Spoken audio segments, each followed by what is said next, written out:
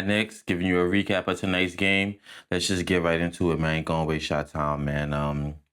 This was a much needed win, man. It's hard to really get but so excited and amped and jubilant over this game, over this win, because it's the Grizzlies at the end of the day. I mean, you're supposed to win against them. And especially when they're missing all of their starters. It's kind of like whatever, but nevertheless, it's still a win.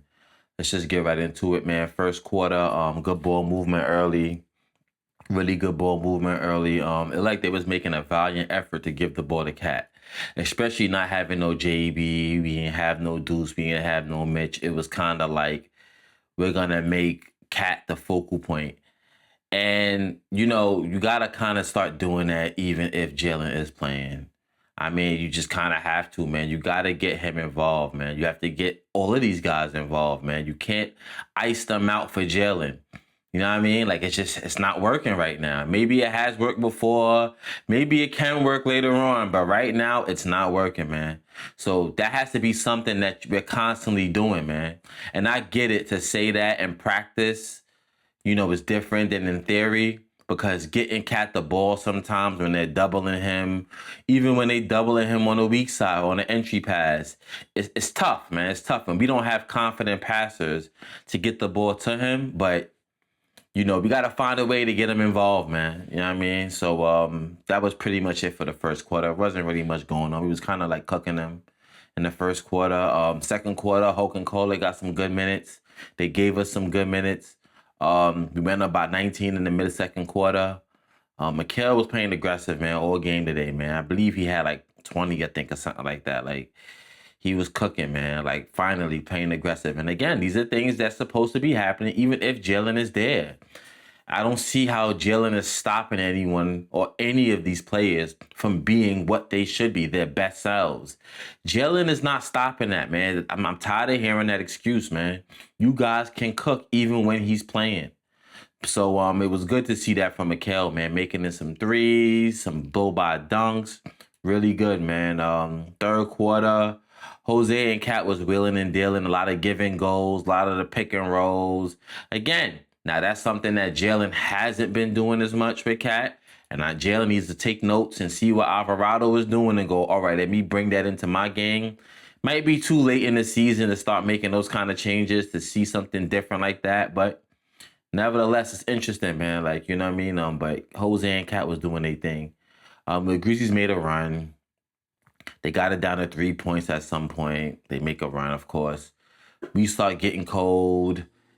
They start making in a lot of threes. I mean, man, we're susceptible to that 3-point shot against any team.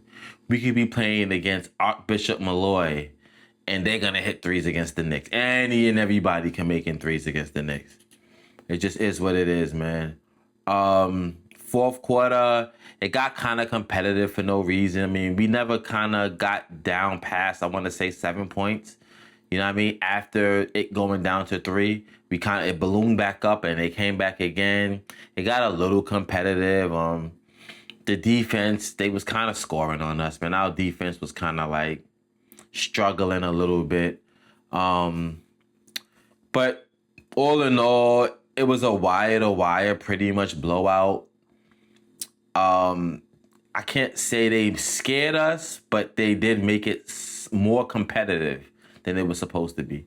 A big game from Cat. He had a triple-double. A really good game from OG. Jose gave us really good minutes, man. I mean, really good minutes. As I said before, he needs to be offensive, and he was being offensive tonight, man. Like, we don't need you to just run the ball up and down the court and look silly. Like, we need you to actually score and, be an offensive threat out there. And Mikal had a really good game, too. I don't know what happened to Josh. Josh just didn't come back in the fourth quarter, I believe. So I don't know if he got hurt or what. OG wrists. He was kind of flexing his wrist a little bit. I hope he's good. Stephen Bondi put out something along the lines with Mikal Bridges since the OKC game.